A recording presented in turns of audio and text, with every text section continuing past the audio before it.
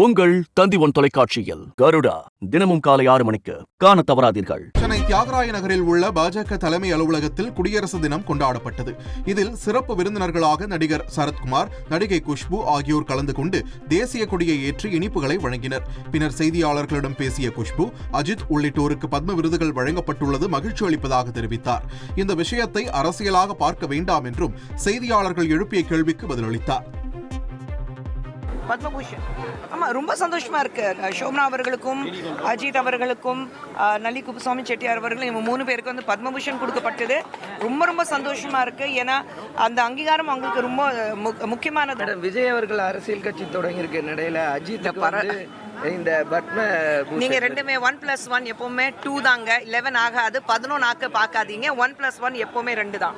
இதுல ஏதோ அரசியல் இருக்கா? இது நீங்க அப்படி பாத்தீங்கன்னா என்னால ஒன்றும் பண்ண முடியாது. கொஞ்சம் ஸ்ட்ரெயிட்டா பாருங்களேன். ஏன் வந்து மூக்கு சுத்தி பிடிக்கணும்னு ஆசைப்படுறீங்க நீங்க எல்லாரும்? உங்கள் தந்தி ஒன் தொலைக்காட்சியில் கருடா தினமும் காலை 6 மணிக்கு காண தவறாதீர்கள்.